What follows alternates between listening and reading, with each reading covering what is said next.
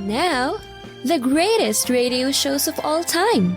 Suspense. The Shadow Node. Washington calling David Harding, Counter-Spy. Classic radio theater. The Great Gildersleeve. Fibber McGee and Molly. Dragnet. Gunsmoke. The Lone Ranger. Now, step back into a time machine with your host, Wyatt Cox. Good evening, friends of the Inner Sanctum. Comedy this hour, an episode of the Phil Harris Alice-Faye Show. This episode originally broadcast November 12th, 1950, as Phil is under pressure to disclose who his unknown sponsor is. From Hollywood, the Phil Harris Alice-Faye Show.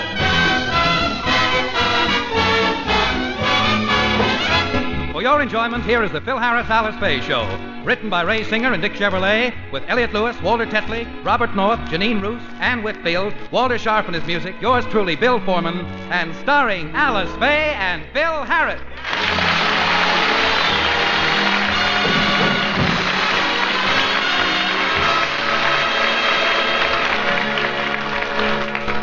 There have been rumors lately that Phil Harris doesn't have a sponsor. I should like to correct these rumors. He does have a sponsor, a very reputable company. Unfortunately, he's been forbidden to mention their name. This has bothered Phil to the extent where it's preying on his mind day and night. In fact, right now he's having a horrible nightmare about it.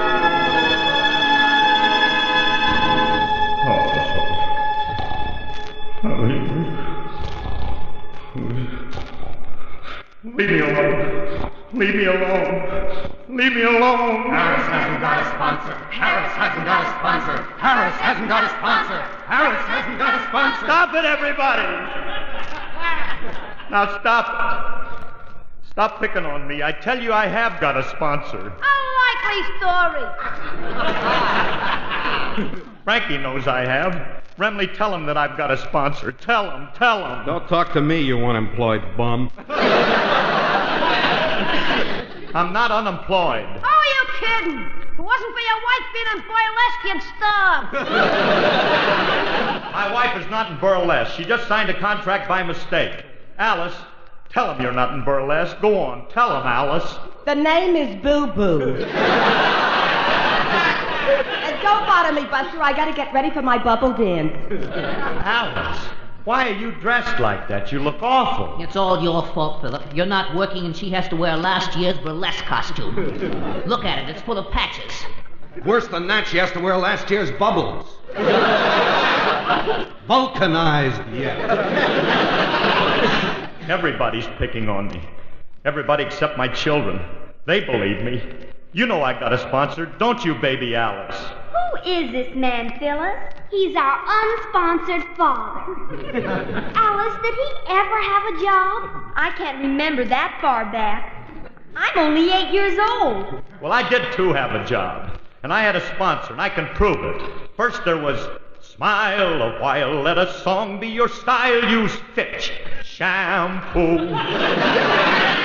And then there was, good health to all from Rexall. And now there's unemployment hits the spot. This guy's washed up. He's all shot. He can't get a job no how. They put him out to pasture now.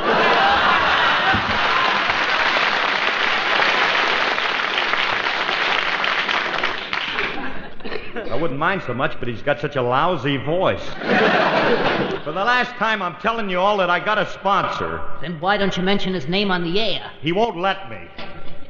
He threatened to cut me off the air if I ever mention the name of the company. Well, you're not on the air now. Tell us the name of your sponsor. Very well. The name of my sponsor is the company.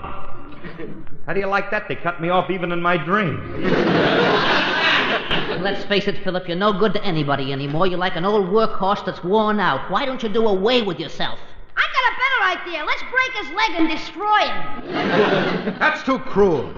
Let's just push him off the top of this building. Grab him, Julius. Shove him, Willie. So long, Curly. Get away from me. Stop pushing. Now get away from me. Stop pushing me. Look out. I'm falling. Ow! Oh, Phil, stop screaming and wake up. Speak to me.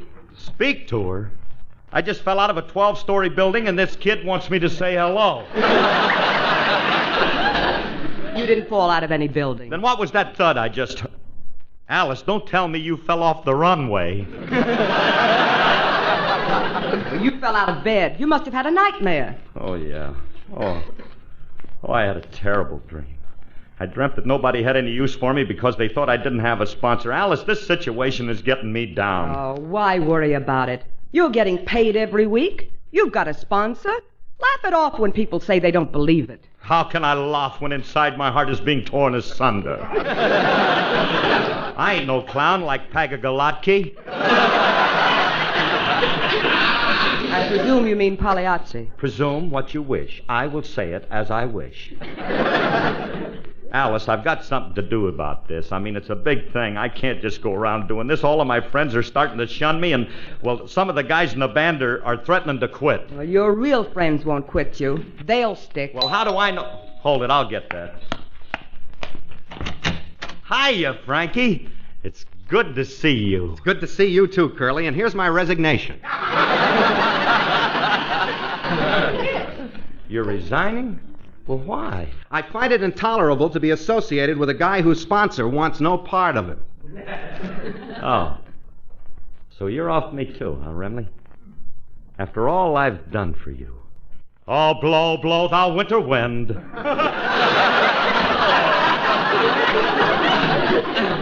Thou art not so unkind as man's ingratitude. What was that? Shakespeare's As You Like It, Act 2, Scene 7, line 174.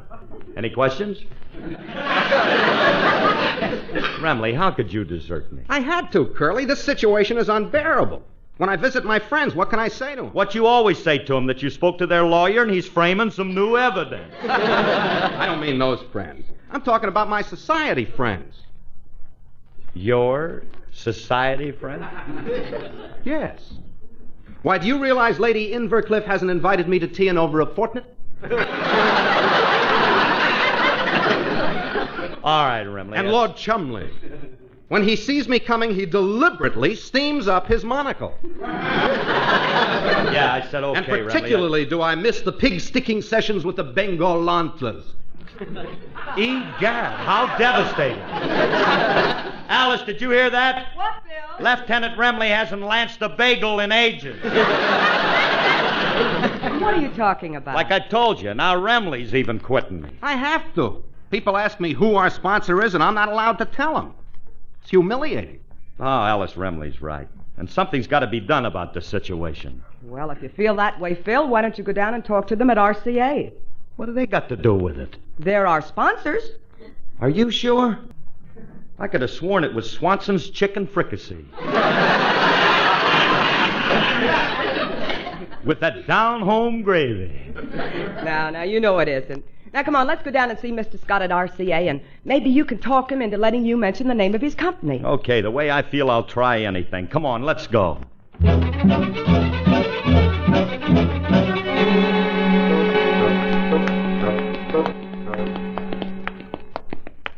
You know, Phil, maybe we're making a mistake coming down here.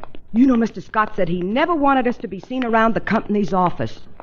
He doesn't want people to know that we're associated in any way. Oh, nonsense. He loves me. Come on, let's go in.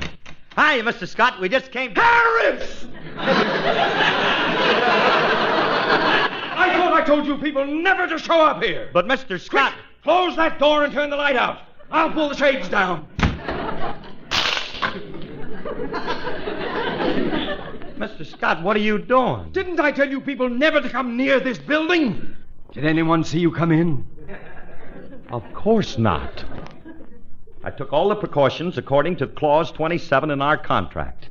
When I left my house, I took a cab for 4 blocks, changed to a bus, went to Azusa, doubled back through Pomona, put my disguise on, and entered the building from the rear. Walked up the stairs on my hands so I wouldn't leave any footprints, and here I am. And we cut your secretary's tongue out so she can't talk. And here it is.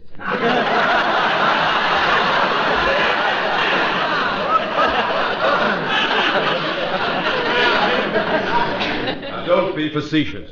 Our agreement didn't call for any measures as drastic as that.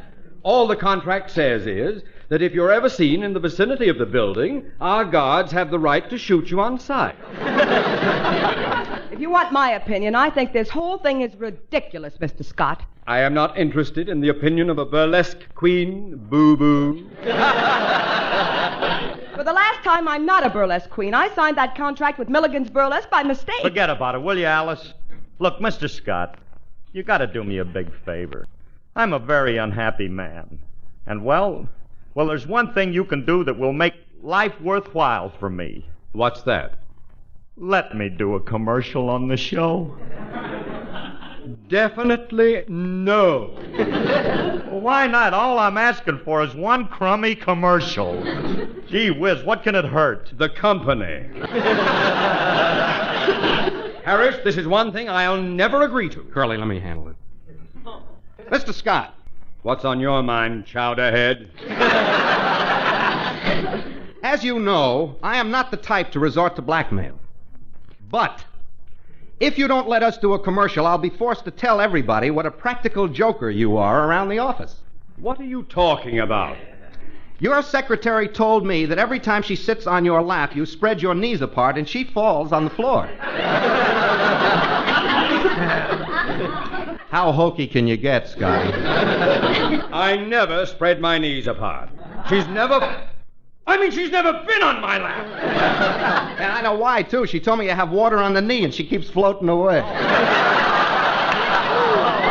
Oh, what did I do to deserve this? I'm a busy man. I've got problems in the office. You people come in and drive me crazy. I'm having a little trouble with my wife. Oh, I'm sorry to hear you're having trouble with your wife, Mr. Scott. Can we help? Yeah, is there anything we can do to widen the rift? I'm sorry to hear that you're getting a divorce, Mr. Scott. Well, thank you. I'm not getting a divorce. We're just having a little spat about her singing. Oh, does your wife sing? Yes, she does. What kind of a voice does your wife have, Mr. Scott? Well, it's hard to describe. Sort of high and shrill and... Well, when she sings, it sounds like her corset is too tight. She wants me to get her a job as a professional singer, and I don't have time for such nonsense. Hey, wait a minute, Mr. Scott. Maybe we can help you. You see, we're in show business, and, well, we know everybody.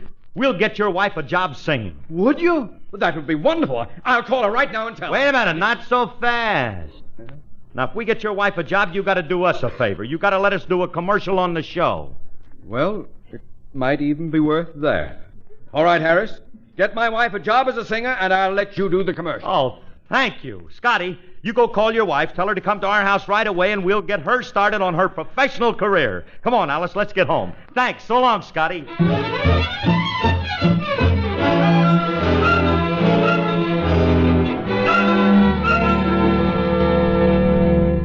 It's really awfully nice of you people to help me out with my singing career. Oh, that's perfectly all right, Mrs. Scott. It's a pleasure.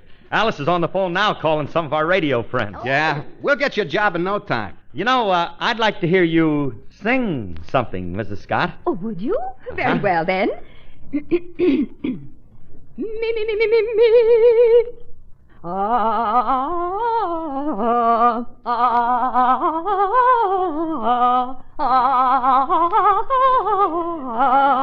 Me.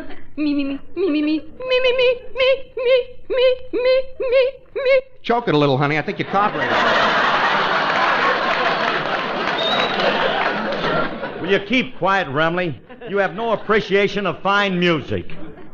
Mrs. Scott, that was the best rendition of Goodnight Irene I ever heard. I haven't started to sing yet. I'm just warming up. Well, get out of the bullpen and get started. I have to vocalize first. Naturally. Now, go ahead. May we hear you sing, Mrs. Scott?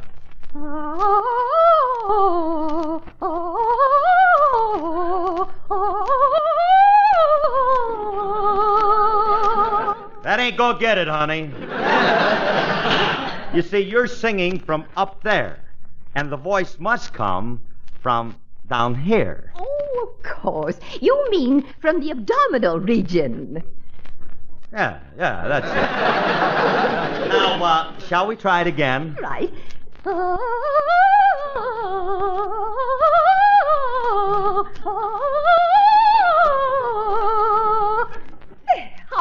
much more abominable. But you see, Mrs. Scott, you still don't have those pear-shaped tones, like, well, watch this. How now, brown cow. How did that sound? Like a brown cow singing Please keep out of this. Look, Mrs. Scott, you'll never get any place with those two songs you just sang. You see, you've got to sing something that has a little meaning and depth to it.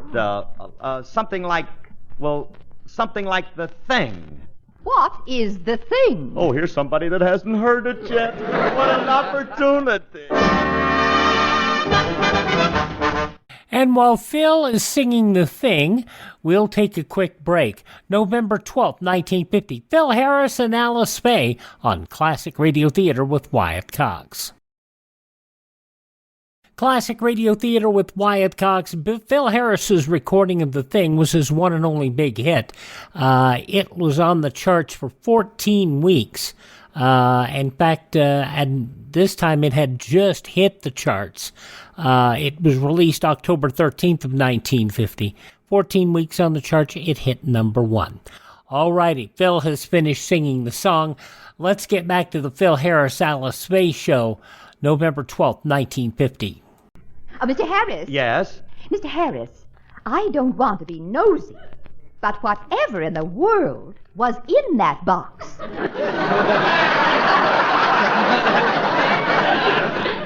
You weren't paying attention, dear. Don't you remember when I opened the box, the first thing I saw was The Thing. Now, the thing is, well, look, honey, it's on a Victor record. Find out on your own time. Now, how about, let's get back to your singing. Well, would you like to hear something from my repertoire? Oh, I thought you worked alone. But I would love to hear you sing, wouldn't you, Frankie? Not particularly. Mrs. Scott, don't pay any attention to this boy. Look, I'd love to hear you sing something. Go ahead, please. Very well, then. Oh, sweet mystery of life, at last I've found thee.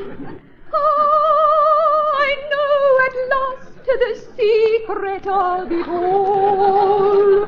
Oh, all right, that's enough, lady. Cut. Mrs. Scott, that was sensational. That was without a... Mr. Harris, what's going on? What was that awful racket in here? What do you mean, racket? The lady was singing. Is that what it was? I thought you still blew up. All right, no cracks, Julius. This is my boss's wife that was singing. Oh, your boss's wife, That's huh? right, son. Yeah. Now, tell me honestly, did you ever hear anything like that before? Not since my aunt's tomcat got caught in the garbage disposal. how dare you compare my voice with that of a tomcat? You pay no attention to him, Mrs. Scott. There ain't a tomcat alive that can sing like you. Continue, Mrs. Scott. Oh, Mr. Harris, I have a splendid suggestion. Why don't you and I do a duet? This is a splendid suggestion. You like it, son? Are you kidding? You've just won the Pulitzer Prize for the most nauseating idea of the year. Oh, I can't wait to hear this. Well, never mind. It'll be great. Now, hear this. It'll be great, too. I have news for you, Julius. Our voices will blend beautifully together. Now then, Mrs. Scott, what song would you like to have me drown you out in? Well, how about the Indian Love Call? An excellent choice. Very apropos. You see, Mrs. Scott, I am part redskin. Really? It's not noticeable. Look at his nose. Never mind the dull dialogue. I'm anxious to hear this duet. All right. You're gonna hear it. We're gonna start right away. Now, you go first, Mrs. Scott, and then I shall join in. Very well, very well. And we will hear this revolt in development following our bottom of the hour break. November 12th, 1950, the Phil Harris Alice-Faye Show. The conclusion, along with another trip to see what's going on in Claudia's neck of the woods, will be following these words. As I just said, you're listening to Classic Radio Theater with Wyatt Cox.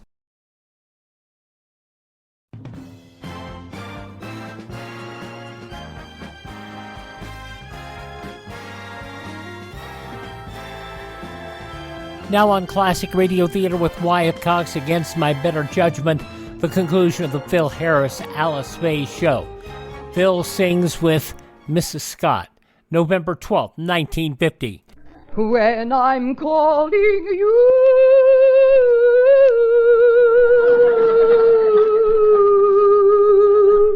oh, will you answer to?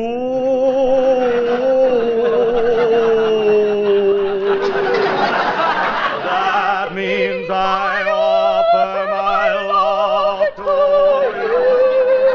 to be your own. Bum, bum, bum. It certainly is. What's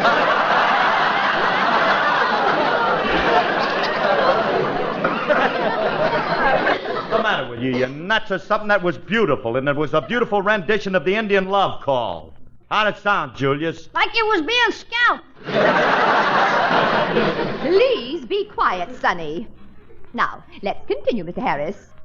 But if when you hear my love call ringing, dear, and I hear your answer and I go so clear, then I will know our love will come true. You'll belong to me, I'll belong to you.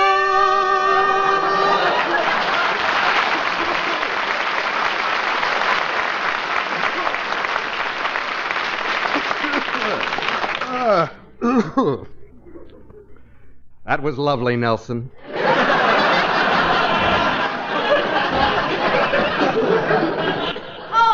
Without you, Jeanette.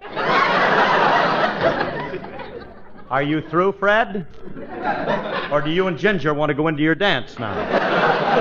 Julius, will you please get out of here? This is very important to Mrs. Scott. Yes. I'm auditioning her voice so I can get her a job as a chartreuse. Now beat it, will you? Well, what do you think of my voice, Mr. Harris? Well, pardon me, Mrs. Scott, but this requires a consultation. Will you come here a minute, Remley? Pardon us. Look, Frankie, I know it's bad, but we got to get her a job in show business if we want to do a commercial. Let's try to get her in some nightclub. You know, a nice, dark place with bad acoustics. Curly, they don't come that dark. Well, maybe we can get her on the stage, someplace like the Philharmonic or the concert hall. That's it, the stage. And I know just the guy who'll give her a job. Curly, you keep her here till I get back, and I guarantee I'll have her in show business. Well, hurry up.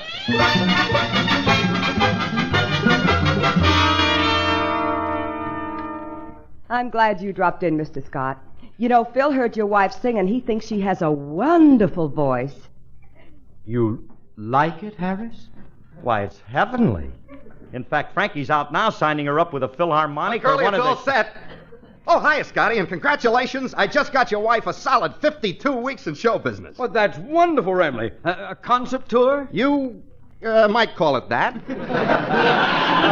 I wouldn't, but you might. Remley, what kind of a job did you get her? Well, her new boss is outside. I'll call him in and let him explain it to you. Hey, Milligan, come in here. Milligan? Hello there, everybody!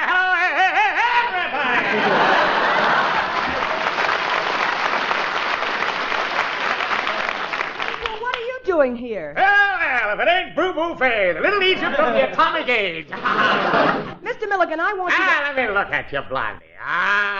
You're getting nice and softy, honey. Let's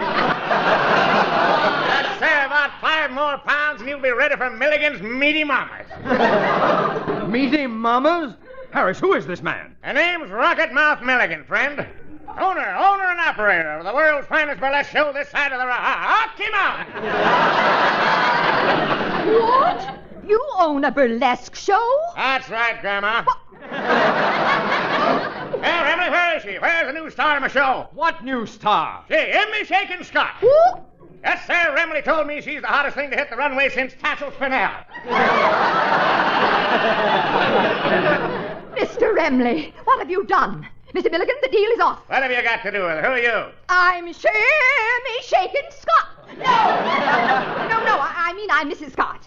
I'm the one Mr. Remley signed for your show. You're... Emily, what are you trying to pull? Well, you told me you liked them meaty. Look, I like 'em meaty, but this dame abuses the privilege. She's spread out all over the place. This is the most humiliating thing that ever happened to me. Take me home, Clyde. Imagine me in burlesque, dressed in one of those scanty costumes. Oh, what a horrible picture. I mean, what a horrible thought. Mr. Scott, I want you to know that I had nothing to do with this. Harris, I am a peaceful man. I don't believe in resorting to violence. But now take it easy, Mr. Scott. Stop backing away and let me at you. Let me hit you once. All I want to do is spread your nose all over your face, Mr. Scott.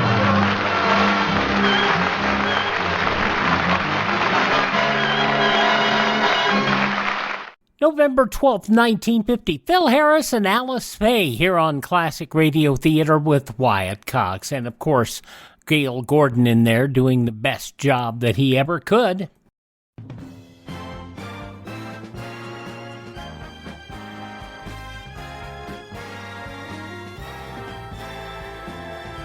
Now on Classic Radio Theater with Wyatt Cox, against my better judgment, the conclusion of the Phil Harris Alice-Faye show. Phil sings with Mrs. Scott, November 12th, 1950. When I'm calling you,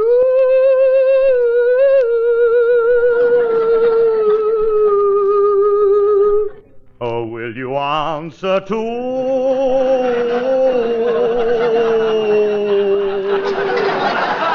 That means I offer my love to you, to be your own bum, bum, bum. It certainly is.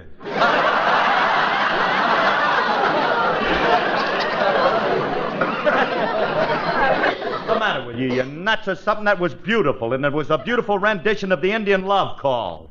How'd it sound, Julius? Like it was being scalped. Please be quiet, Sonny. Now, let's continue, Mr. Harris. But if when you hear my love call ringing, dear, and I hear your answering echo so clear, then I will know our love will come true. You'll belong to me. I'll belong to you.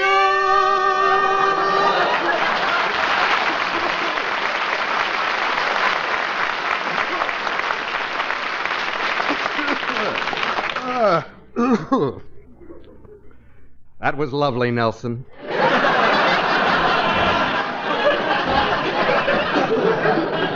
I'm nothing without you, Jeanette. are you through, Fred? Or do you and Ginger want to go into your dance now? Julius, will you please get out of here? This is very important to Mrs. Scott. Yes. I'm auditioning her voice so I can get her a job as a chartreuse. Now beat it, will you? Well, what do you think of my voice, Mr. Harris? Well, pardon me, Mrs. Scott, but this requires a consultation. Will you come here a minute, Remley? Pardon us. Look, Frankie, I know it's bad, but we got to get her a job in show business if we want to do a commercial. Let's try to get her in some nightclub. You know, a nice, dark place with bad acoustics. Curly, they don't come that dark. Well, maybe we can get her on the stage, someplace like the Philharmonic or the concert hall. That's or it, get the her... stage. And I know just the guy who'll give her a job. Curly, you keep her here till I get back, and I guarantee I'll have her in show business. Well, hurry up.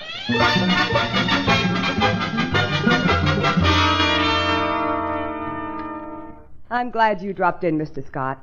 You know, Phil heard your wife sing, and he thinks she has a wonderful voice. You like it, Harris?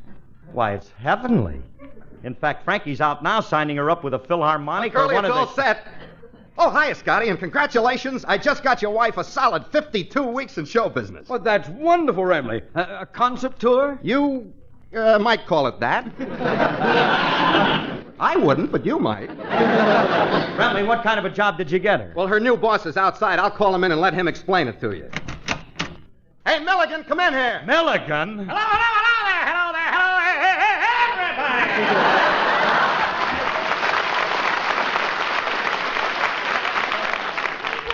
Doing here? Well, if it ain't Boo-Boo Faye, the little Egypt from the atomic age. Mr. Milligan, I want you to... Let me look at you, Blondie.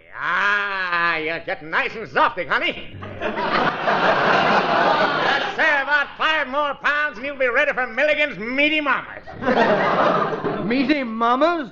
Harris, who is this man? Her name's Rocket Mouth Milligan, friend. Owner and operator of the world's finest burlesque show this side of the Rocky Mountain. What? You own a burlesque show? That's right, Grandma. Well, Remley, where is she? Where's the new star of my show? What new star? She, Emmy Shakin' Scott. Who? Yes, sir. Remley told me she's the hottest thing to hit the runway since Tassel Spinell. Mr. Remley, what have you done? Mr. Milligan, the deal is off. What have you got to do with it? Who are you? I'm Emmy Shakin' Scott. No, I mean I'm Mrs. Scott. I'm the one Mr. Remley signed for your show. You're... Remley, what are you trying to pull? Well, you told me you liked the meaty. Look, I like 'em meaty, but this dame abuses the privilege. She's spread out all over the place. This is the most humiliating thing that ever happened to me. Take me home, Clyde. Imagine me in burlesque, dressed in one of those scanty costumes. Oh, what a horrible picture. I mean, what a horrible thought. Mr. Scott, I want you to know that I had nothing to do with this. Harris, I am a peaceful man. I don't believe in resorting to violence. But now take it easy, stop Mr. Scott. backing away and let me at you. Let me hit you once. All I want to do is spread your nose all over your face. Mr. Scott!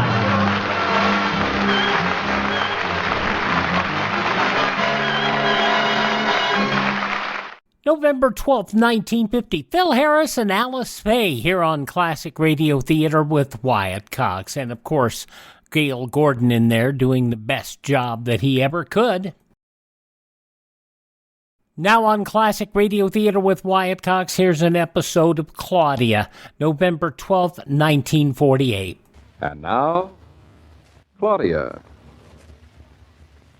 Are you warm enough, David? Me, I'm fine. You don't feel sort of dampish and coolish? No, I feel warmish. It's funny. I think the living room feels very chilly tonight. You do, eh? I do. I never heard the house so quiet. Till a moment ago. There's not a sound, except for me. You can say that again, only don't. Outside, too, everything's so quiet and still. And wintry. Mm-hmm. Ooh, I felt a draft. Do you feel a draft? It was the page of my book turning. Oh, I thought it came in the door and went up the chimney. I'll give it my regards. You didn't feel it, honestly? I didn't feel it, honestly. It'll come back. And there might be others, Look, too. you're talking nonsense. The front door isn't open, is it? There wasn't any. All right. Make a liar out of me. Only that draft blew right across my right shoulder. Well, blow back at it. And I think it's coolish and dampish and just a long winter evening. It is a hot night, summer and warm. You exaggerate. It's wintry. This is a night to sit by the fire. And tells sad stories of the death of kings. Death of what? Death of kings. Oh, what king? Any kings. Well, I'd rather talk about something else. I'd rather talk about the life of kings or about the life of us, because we is happy as kings. Mm-hmm. Now, where was I? You made me lose my place. Blame me. David, there was a draft. Well, close your mouth. It was an imaginary draft. Still a draft. Go on, put your nose out the window. You'll see how cold it is. My nose is fine where it is, and I'm deep in my chair, and I don't intend to move. Then I'll put my nose out, and I'll tell you. Now save yourself the trouble once and for all. This house is heated by oil. It's perfectly insulated. And I am completely comfortable. Stop bragging. Just because you're an architect is no reason why we can't enjoy the simple pleasures of life. Like a fire in the fireplace. Now, what's a fireplace for? A fire, eh? Just a little one? We'll lie down on the floor in front of the fire, just the two of us. I'll even let you read your book. As a matter of fact, it is rather damp out. It is, yes. I haven't turned the heat up very high either. You haven't, so in a little while when it gets later, it'll be colder. And there's no point in waiting to be cold before you get warm. None at all. No. There seems to be some kind of mist outside. That's the cold air settling. Oh, that's what it is. Well, I guess we'll have to build a fire, First fire since last year. And last year didn't count because we were just new here and I didn't know what life on a farm was all about. I'll have to go out to the barn and get some wood. That's farm on a life. What would you give me? What was that? I said that's life on a farm. Oh, I thought so. David, what'd you give me if I told you didn't have to go to the barn? Might be worth something to you. What would it be worth if I told you that Fritz had brought some wood in just this afternoon? Just by chance. And it's all right here in the wood bin behind the door waiting to be fixed.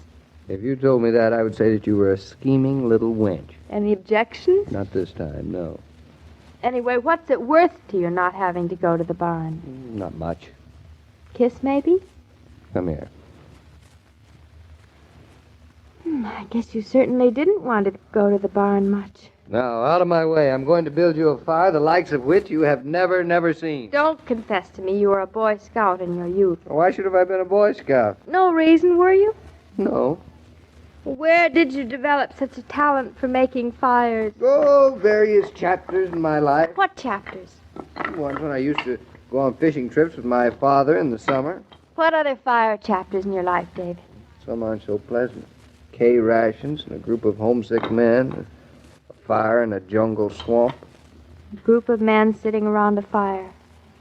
I can't think of anything more lonesome. At least I wasn't married. I couldn't have stood it. You could have, too. Men shouldn't have to stand war. How's the fire coming? You got some kitchen matches? Right there on the mantel. Now, stand back. This is going to be quite a thing. Like fireworks on the 4th of July. Like fireworks on the 4th of July, exactly. David, don't light it yet. What's the matter? Well, I bought some pine cones downtown. I want to put them on the fire. They make a wonderful smell. They burn all colors. Where did I put them? Is that the little package on top of the desk there? Yes. David, you knew where it was all the time. Well, they smelled of pine. Everyone knows the smell of pine. Well, I bet if I hadn't suggested a fire tonight, you would have. Well, it's coolish and damperish and winterish, you said. Well, real bargain. 3 for $10. Well, I'll find you some pine cones if you want pine cones, the real thing. Does the real thing smell as good as the store thing? You're a little city girl. That's all you are at heart. You know what they say about nature in the raw. Here, David, throw these on before you light the fire. Now, no more excuses, no more delays. I strike the match. I put the match to the paper. The paper catches on fire, and presto. There we are, madame. You wish for a fire, you snap your fingers, and there it is. Beautiful. It caught on beautifully. David, you're a genius. I hereby name you Fire Chief. Fire Chief, that's me. Hey, what's all the smoke filling up for you? Did Fritz bring in damp wood? Did not. He brought in the wood he chopped last summer. You and he stored it away just for this. It shouldn't be smoking. Hey, Mike, my eyes are stinging. David, do something. I'll bet you forgot to open the flue. The flue? Now, don't try to act dumb. The flue. You mean that little business like a waffle iron in the chimney? Mm-hmm. That little business, did you or did you not open it? David, I can't be expected to remember everything. Ouch. Did you burn your hand, Ouch. darling? I'll survive. But see, I can't trust you for anything. I don't mind you blaming me because you forgot. I didn't forget. All right. You didn't forget. I just expected that you had done it. You did everything else, including bamboozle me. I'm not arguing. I agree. It's my mistake. Mm-hmm. So there's no reason. There's no reason at all for your acting a martyr about it. I'm not scolding you because you made a mistake. Of course you're not. You're scolding me because you're sorry you scolded me because it wasn't my fault. No. I give up. Good. Now, let's sit down in front of the fire. All right. Oh, David, isn't it beautiful? And listen to it. Mm-hmm. Fine wood. Maybe we ought to wake up Mama. Maybe she'd like to sit in front of the fire, too. No, Mama's asleep. So? So she won't appreciate being awakened for a mere flame or two. I'm not so sure. Mama has a soul. Well, let her soul sleep. Yes, I suppose so. Except I hate for anybody I love to miss fire in the fireplace. Well, I'll build her one tomorrow. Put out the light, David. Don't sit too close to the fire. You'll get overwarm. You have to sit close to the fire. You have to feel them. Now it's all dark. Look at the shadows the fire makes. So red. Mm-hmm. Say, those pines do smell like pines, don't they? Of course they do. They've been perfumed just for that. David. See the face of the man in the fire there? Over the log on the left. He looks like an illustration for Arabian Nights. Oops, now he's gone. Went up into smoke. Poor thing, he was only there a second. You didn't even know it. David, put your head on my lap. It's heavy. You won't be comfortable. I won't care. All right. There, how's that? Perfect.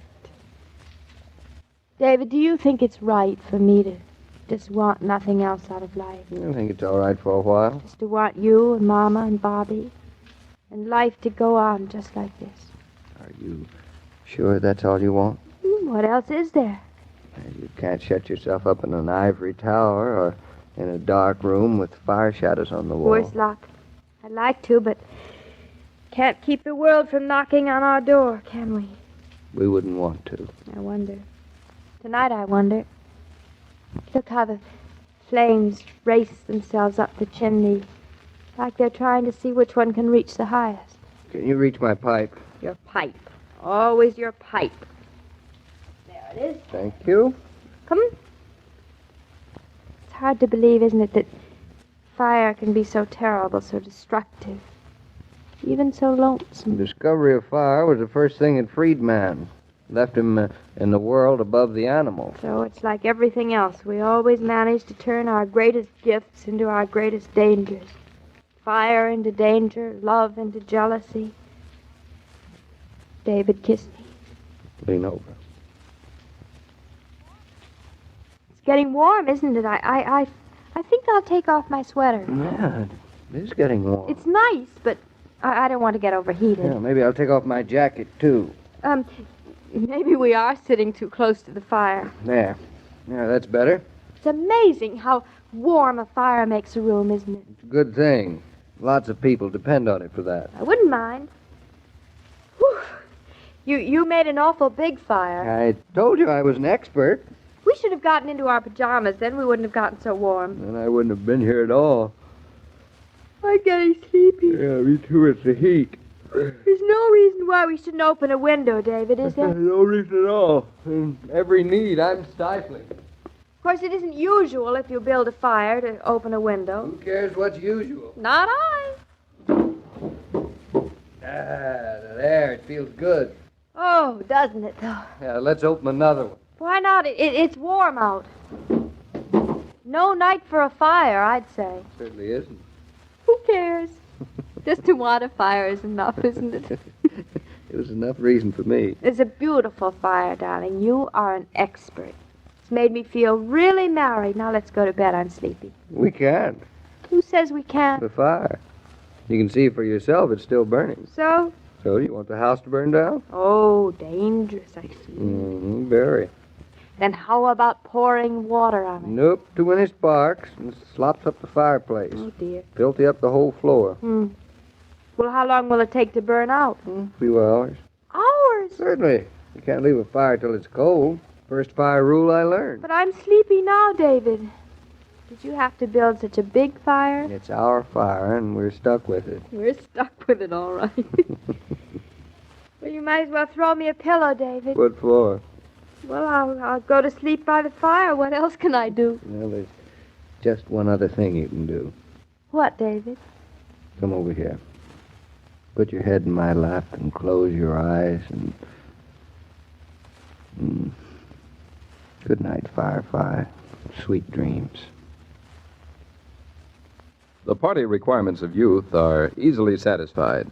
A few friends, Coke for refreshment, music to dance or listen to, and they are all set. Pretty good ingredients for a grown-up party, come to think of it. Why not bring home a case of refreshing Coca-Cola today? Say, Joe, before I forget, how about joining us for the fire? Oh, I'd love to join you by the fire, David, but it's going to be a pretty long time dying away, you know. Yes, that's what I'm afraid of. It's a pretty big fire. Well, you did say you were an expert at building fires, and I think you proved your point. A pretty warm night for it, too. But ask me some other time when there's a couple of feet of snow on the ground. I sure will, Joe. You know, Claudia gets me in some pretty hot pickles like this fire business. Claudia gets you into another pretty hot pickle on Monday, David. Yeah, the girl loves pickles. And this particular pickle is with the Connecticut Bureau for Driver's Licenses. Ooh, that sounds like a pickle indeed. Well, back to my fire, Joe. I'll see you. Goodbye, David. As I was about to say, every day, Monday through Friday, Claudia comes to you transcribed with the best wishes of your friendly neighbor who bottles Coca-Cola. So listen again Monday at the same time. And now this is Joe King saying au revoir. We have some cool nights, and a roaring fire in the fireplace is not a bad idea. From November 12th, 1948, Claudia here on Classic Radio Theater with Wyatt Cox. Visit our webpage, classicradio.stream. That way you keep up with what we're doing here. You can find our social media links. You can stream our shows on demand if you miss them here. Or you can find information on places where you can download our shows. You can learn about building a classic radio collection of your own. You can contact me, and if you'd like to help support this program, you can buy me a coffee. All that is at classicradio.stream, classicradio.stream. Thanks for tuning in. Thank this station, support their advertisers, tell your friends the great radio shows are right here at this spot on the dial. Classic Radio Theater with Wyatt Cox on your favorite station.